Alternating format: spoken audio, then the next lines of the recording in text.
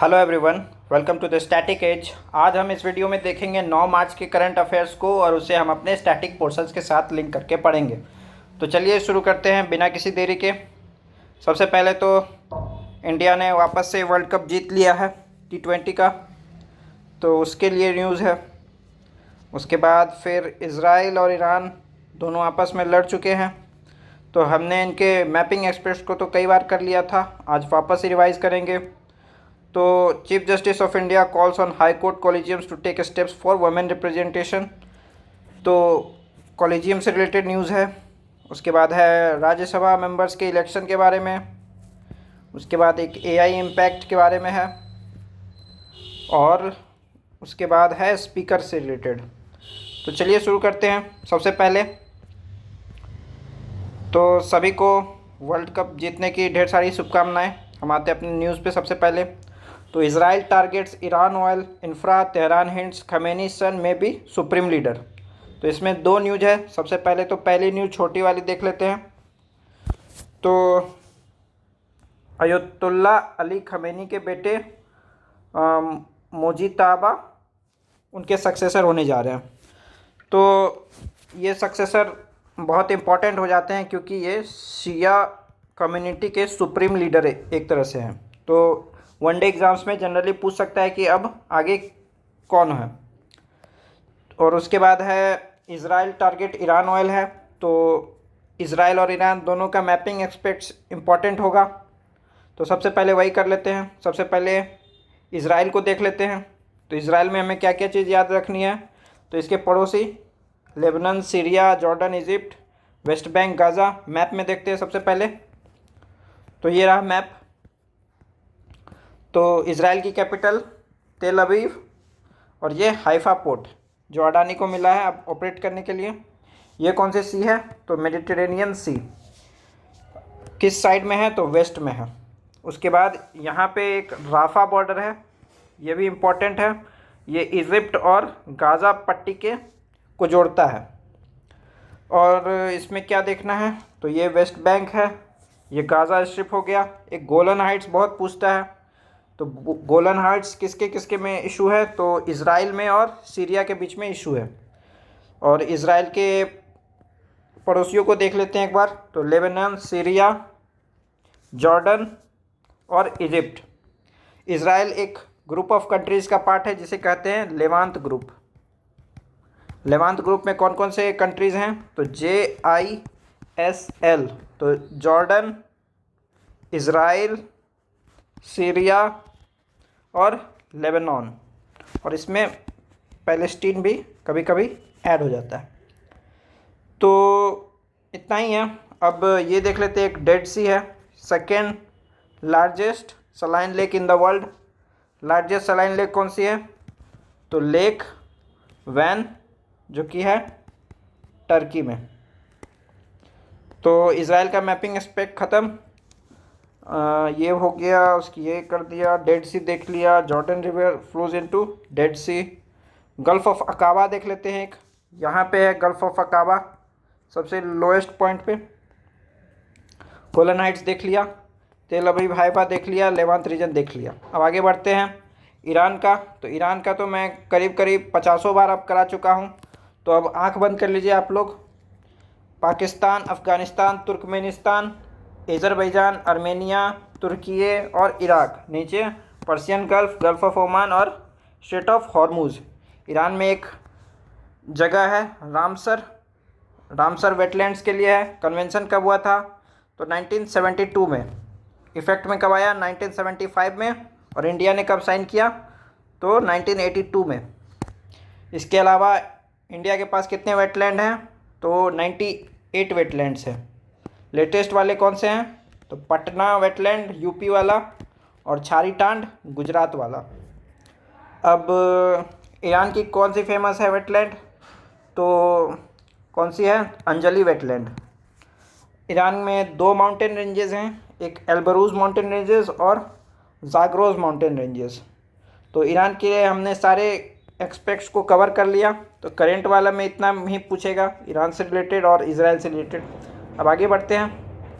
तो chief justice of India court on collegiums to take step for women representation. तो women के representation को बढ़ाने के लिए चीफ जस्टिस ऑफ इंडिया ने कहा है। तो देखते हैं ये लोग स्टेप लेते हैं कि नहीं। सबसे पहले हमारे लिए इम्पॉर्टेंट हो जाता है कॉलेजियम सिस्टम। तो ये इसका इवोल्यूशन देख लेते हैं। तो कॉलेजियम इवॉल्व कैसे हुआ। तो फर्स्ट जजेस केस 1981, इसमें फैसला ये आया कि कंक्लूजन क्या था, consultation is not equal to concurrence. इसका मतलब यही है कि अगर चीफ जस्टिस ऑफ इंडिया ने प्रेसिडेंट को जो एडवाइस दिया है वो एडवाइस प्रेसिडेंट पर बाइंडिंग नहीं है। ये कब कहा, फर्स्ट जजेस केस 1981 में। सेकेंड जजेस केस में अपने इस जजमेंट को पलटा और कहा कि कंसल्टेशन इक्वल टू कंकरेंस। इसका मतलब कि चीफ जस्टिस ऑफ इंडिया जो प्रेसिडेंट को एडवाइस देंगे कि किन जजेस को अपॉइंट करना है, तो वो एडवाइस उन पर बाइंडिंग होगा। थर्ड जजेस केस में कहा कि चीफ जस्टिस ऑफ इंडिया ने जो अपने नाम सुझाए हैं वो तो बाइंडिंग होगा ही, लेकिन चीफ जस्टिस ऑफ इंडिया का सोल ओपिनियन काफ़ी नहीं है। चीफ जस्टिस ऑफ इंडिया के साथ 4 सीनियर मोस्ट जजेस का भी ओपिनियन मैंडेटरी होगा। तो वही है। तो फर्स्ट जजेस केस कब आया, 1981 में। सेकेंड जजेस केस 1993 में और थर्ड जजेस केस 1998 में। अब आगे देखते हैं। तो ये काफ़ी कंफ्यूजिंग होता है। तो सुप्रीम कोर्ट के जज को अपॉइंटमेंट करना है तो कॉलेजियम कितने मेंबर का होगा। तो chief justice of India plus 4 senior most जजेस। फॉर हाई कोर्ट जज chief justice of India plus 2 senior most जजेस। And for transfer of high court जज chief justice plus 4 senior most जजेस plus 2 chief justice of high court.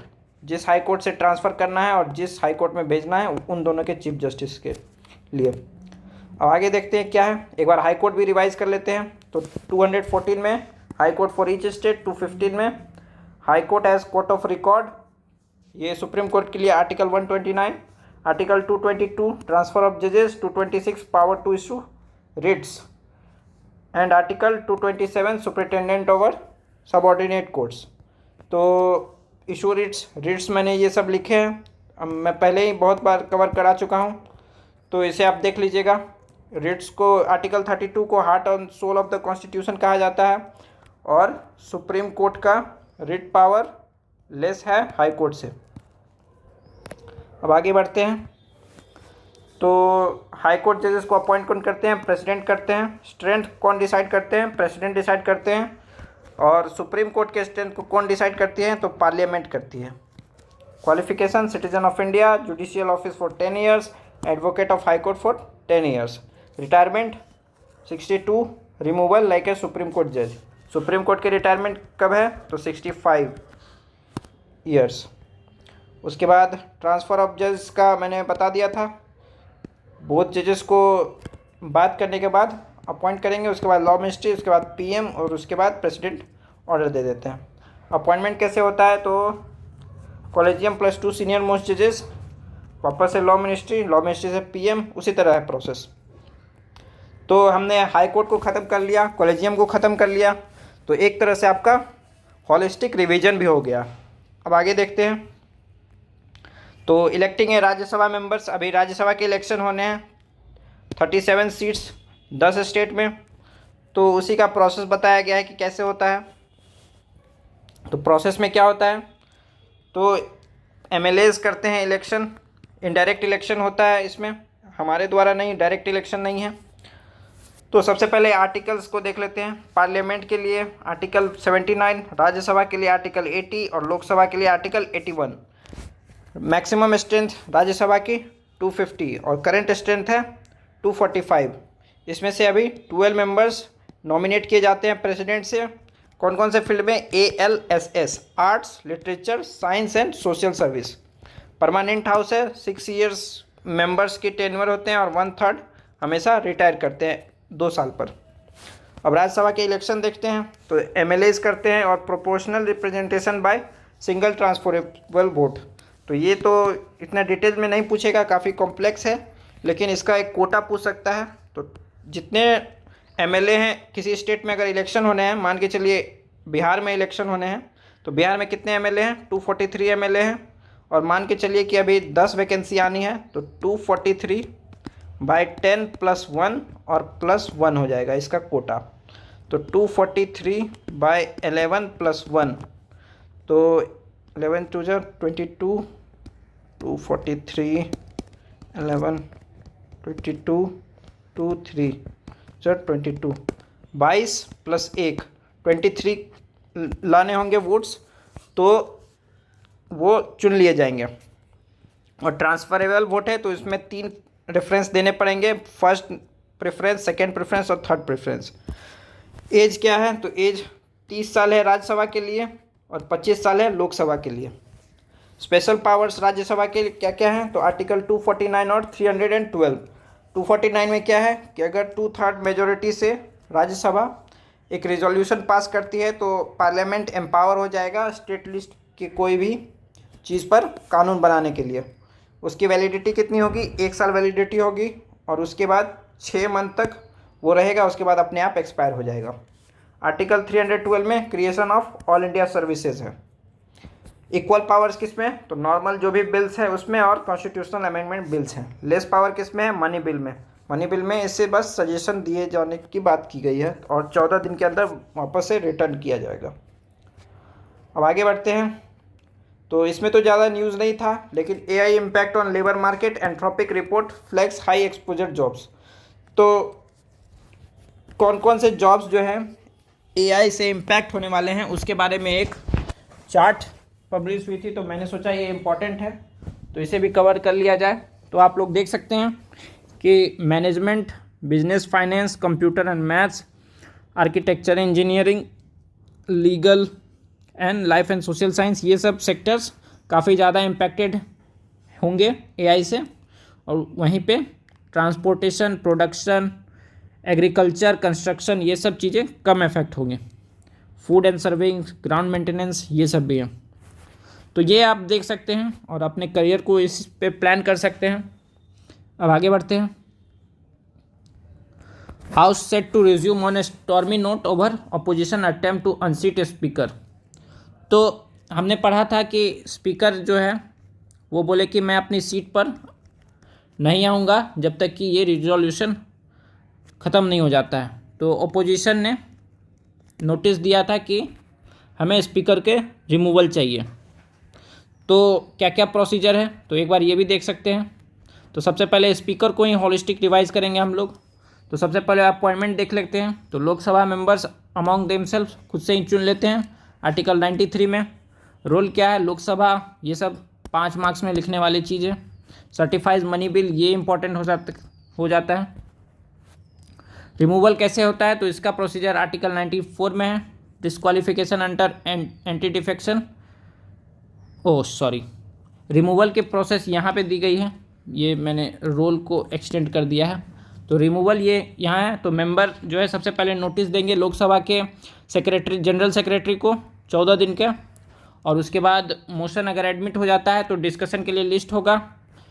Article 95(1) में ये कहता है कि स्पीकर, जब ये मोशन पे डिस्कशन चालू होगा तो स्पीकर अपने पद से हट जाएंगे और डिप्टी स्पीकर प्रिसाइड करेंगे।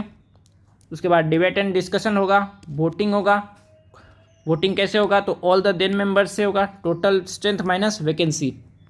और वोट कर सकते हैं आप स्पीकर, लेकिन प्रिसाइड नहीं कर सकते हैं जब उनका रिमूवल हो। तो इससे रिलेटेड, स्पीकर से रिलेटेड एक और फैक्ट कि डिसॉल्यूशन ऑफ लोकसभा होने के बाद भी स्पीकर रिज़ाइन नहीं करते हैं। कब करते हैं रिज़ाइन, जब फर्स्ट मीटिंग होने वाली होती है उससे एक दिन पहले। अब लोकसभा के स्पीकर को हमने देख लिया, तो राज्यसभा के स्पीकर को भी देख लेते हैं। तो सबसे पहले राज्यसभा का स्पीकर नहीं होता है।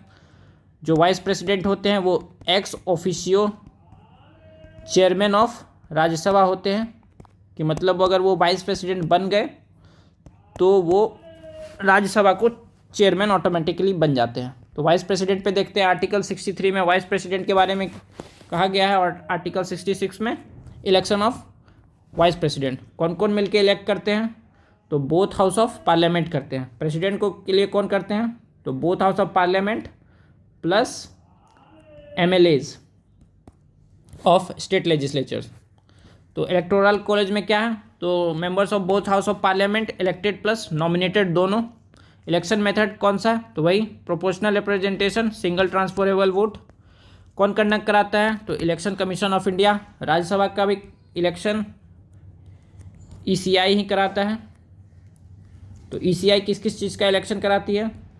तो लोकसभा का, राज्यसभा का, स्टेट लेजिस्लेटिव असेंबली का, वाइस प्रेसिडेंट का और प्रेसिडेंट का।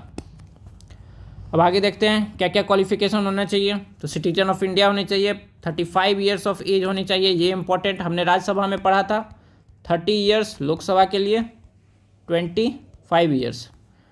Qualified to be a member of Rajya Sabha और not hold office of profit. Removal कैसे होगा? राज्यसभा के मेंबर्स ही सिर्फ इनिशिएट कर सकते हैं और 14 दिन का नोटिस राज्यसभा को इफेक्टिव मेजोरिटी से पास करना होगा और लोकसभा को सिंपल मेजोरिटी से। तो ये हमने दोनों हाउस के स्पीकर्स को पढ़ लिया। अब आगे बढ़ते हैं। आगे तो अभी कोई न्यूज़ नहीं है, तो इतना ही था। चैनल को अगर आपको ये वीडियो पसंद आए तो लाइक कर लीजिए, अपने फीडबैक को कमेंट सेक्शन में डालिए और चैनल को कर लीजिए सब्सक्राइब। तो आज के लिए इतना ही, ज़्यादा न्यूज़ नहीं है, अभी वॉर की सिचुएशन है तो इतना ही न्यूज़ है। अब आपसे मिलेंगे कल, तब तक के लिए थैंक यू।